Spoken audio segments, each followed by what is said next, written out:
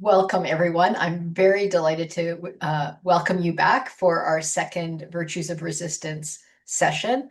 Tonight, we're going to be looking at the White Rose Resistance. And in honor of that fact, I've worn my White Rose Resistance t-shirt so that I could get in the spirit of things. And now I'm going to turn it over to Amanda.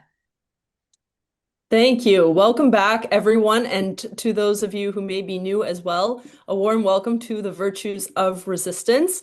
Just a reminder of how we do things. Basically, I'll give a preliminary overview, a bit of teaching for 15 or 20 minutes on the topic, and then we'll delve into the readings together that have been distributed, the short bios of White Rose Resistance members, and the actual leaflets that they disseminated, some of those leaflets. So with that, I'm going to share a screen to begin presenting some of this to you. So welcome to the White Rose Resistance. Now, before I had heard anything about the White Rose Resistance and the students, in particular, Hans and Sophie Scholl, as I had mentioned previously, had taken a Holocaust study trip. I was 18 years old, and it was May 10th, 2010. And it was a big surprise to us that we made our very first stop on this 10-day Holocaust study trip called the March of Remembrance and Hope to this place in Berlin, commemorating where there had been a book burning in that on that very date in 1933. A lot of books were burned, especially books that had been written by Jews, and all kinds of books that were seen as antithetical or that could be threatening to the regime. And the memorial in this huge public square just across from the university where the book burnings had taken place, the memorial is called the Empty Library. And this memorial was designed by an Israeli and added to the square in the 90s. And the purpose is to have visitors look into the empty bookshelves beneath the ground in commemoration of all the books that were burned there. And while we were there, that's what you can see, all those empty shelves underground. And there we heard this quotation, which was seen as prescient, this literary quotation from a German author that said, "Where they burn books, they will ultimately burn people too."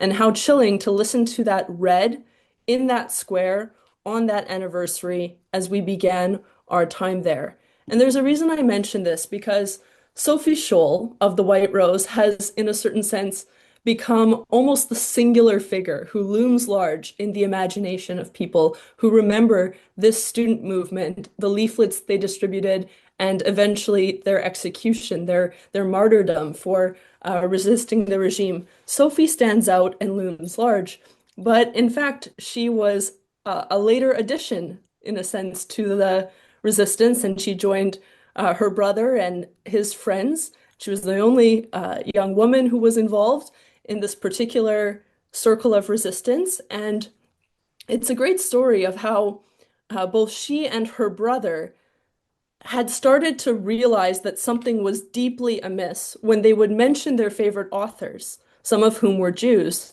They would mention the books they were reading and become ostracized and realize that this was no longer acceptable.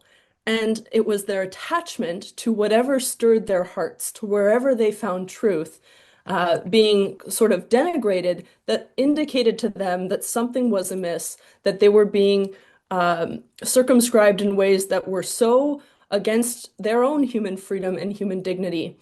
And so, interestingly enough, when the initial leaflets of the White Rose were being distributed, Sophie didn't know who was behind it.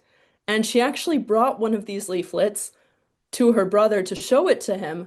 But when she went to go and meet him, she was waiting to meet him. I don't know if this was the exact occasion, but basically, one day while she was waiting for her brother to get ready to leave the house, she noticed some of the leaflets on his desk, but in particular, she noticed that all of the books on his desk were the same books that were being quoted in the leaflets themselves. And that's what really gave it away, that, okay, my brother isn't onto this, even though he tried to kind of brush it off. There was no denying the connection because, well, of course, as you see, and as we'll discuss, particularly in the portion where we all discuss the letters together. So I look forward to that with all of you. That will be largely the discussion focusing on the letters themselves. You see their love for literature, for classics, and for the Bible, and this rootedness in tradition, this freedom to search and to quest after whatever is true. Now, this is the hall in Munich, the university, and this is where the actual white rose leaflets were thrown from and strewn everywhere so that people would find them and read them. And they created a bit of a commotion, and that eventually led to their arrest and execution. So this hall is very symbolic and has become a site of commemoration, not only here, but there are a few other photos I'll show you from this university, and all of these are my photos that I took from my visit there. So it's very cool to step into this history and realize that you can feel concretely these places. So, yeah, they had disseminated these leaflets, and the White Rose had many strategic means of doing so. At first, the leaflets were limited to Munich, but eventually they developed strategies like getting on a train and mailing some of the leaflets from a different city to a different city. And by this means, it was impossible to trace how these White Rose leaflets, how these statements of, as they call them, passive resistance, were being disseminated during the Second World War throughout Germany. And it's interesting as well how steeped so many Germans were, including young people like Hans and Sophie, in they were being steeped in ideology and Hitler Youth, and even Hans and Sophie had been a part of that for a time. But their father was had been a pacifist in World War I, and their father was a very literary and dignified man who resisted evil and could see clearly the problem of the Nazis early on. And so it's beautiful to consider the ways in which, at a time where there was such a misconstrual of what fidelity to the fatherland meant, these were young people who had a true North Star of paternity in their own father to guide them against the dehumanizing trajectory of their country at the time. And so when you go into this university, there's also this bust of Sophie that you can see just before you turn in and enter what is a permanent exhibit on the White Rose. And it's great because there are always school children like these ones who I ran into visiting the university students who go there, but also younger students who are brought to see the exhibit and learn about these ethical exemplars. And it's interesting to note that there's a Canadian professor and Rabbi Dr. David Novak, and he writes a very moving article in First Things about when he was invited to go to Germany and how his wife didn't want to go, but he was willing to go only because it was at the invitation of a White Rose related commemorative event. And he thought this is so important because if we are only considering the events of the Second World War and of the Holocaust in their historical context and for their historical reason, they may only apply to those with particular historical memory and attachment to them. But he insisted there's a moral lesson that stands beyond the particularities of history and circumstances, and for the moral lesson that the White Rose resistance gives, and because of his hope that young Germans were wanting to identify themselves not with Nazi perpetrators, but with examples of heroism, he went. And he found it very moving and very entrenching of that commitment for these events to have a bearing on our moral clarity, not only our historical knowledge. What you can see in the exhibit, in addition to the White Rose letters, which you had an opportunity to receive copies of as well, is a lot of reference to literature. Here is some discussion of a Tolstoy book. And what's noted here is that Hans Scholl is drawing a parallel between a sermon given by Clemens von Galen and the character in Tolstoy's drama who opposes the power of evil. So in the summer of 1941, the texts of Bishop von Galen's sermons condemning the murder of the mentally impaired circulated as illegal leaflets. So of course, he's drawing inspiration from Tolstoy, from the bishop who disseminated, well, he didn't really disseminate his own homilies, but copies were made of his sermons that he had the courage to give. And we'll be studying those later on in this Virtues of Resistance course. This bishop who had the courage to give not even just one, but three homilies denouncing the Nazi euthanasia program. And so, in light of that, Hans Scholl is reflecting. He's writing in his book, he's taking notes in the margin, and classic literature is becoming a basis for weaving current affairs. And it's becoming a means of sharpening his conscience and refining his moral judgment through what he finds in literature and also in yeah, classics, uh, that kind of thing. So when you're outside of the University of Munich, just outside the very front main doors, this is another dimension of the memorial and commemorating the legacy of the White Rose.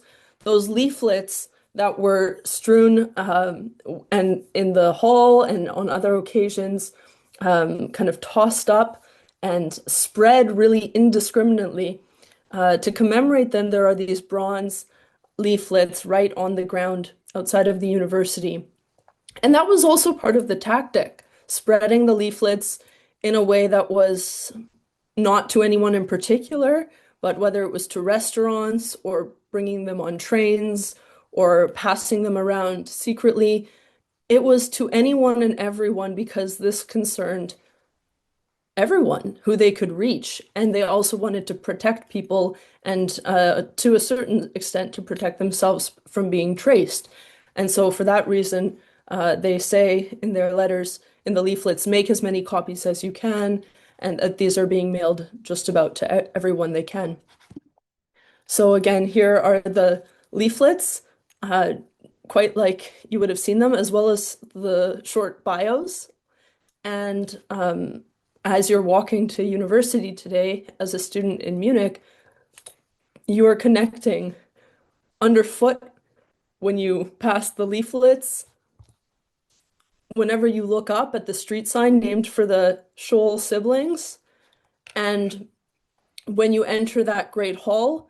So this is a very prevalent legacy, not only there, but of course in other parts of the world. And while I hadn't known their story when I was first uh, when I first went on that Holocaust study trip, I learned it first of all in 2012 when I went to a program of the Acton Institute, and an evangelical was giving a talk, galvanizing us with the story of the White Rose.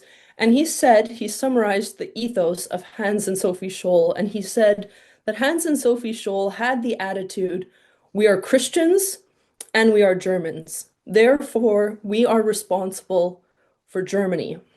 They were greatly animated and enthused by their Christian faith and by their Germanness and by their conviction that the truest patriotism consists in loving your country more than your government does, that that's what the virtue requires. And so, as we consider our own mission, we can consider how our unique identity bespeaks a certain mission. What might you say? I am blank and blank. Therefore, this is my responsibility. Can you find one or two facts of your existence, inextricable factors of your identity that elicit your own mission in life? And so the White Rose present a different motivation. They present a motivation of young people full of ideals, informed by Christian faith, studious. Many of them were studying medicine, and they weren't, yeah, political science students. They weren't law students. They were largely medical students. And so that's also very interesting because we know how much the how much anti-Semitism kind of led to Jewish doctors being eliminated from the profession.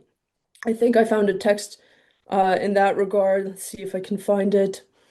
Um, I may not have that one immediately at hand, but yeah, there was certainly the banning of books, the banning from professions, and they saw all of this as completely untenable as Christians, but also they saw it as a matter of patriotism. And I think that's very interesting that they were always trying to harmonize those. So, with that, we will open it up for discussion, and I would especially encourage you to unpack any aspects of their biography that struck you, and also to point to specific sections of the letters. And if you're pointing out a letter, just tell us which letter we're looking at and maybe where on the page so we can look at it together. With that, I'll turn it over to Nicole.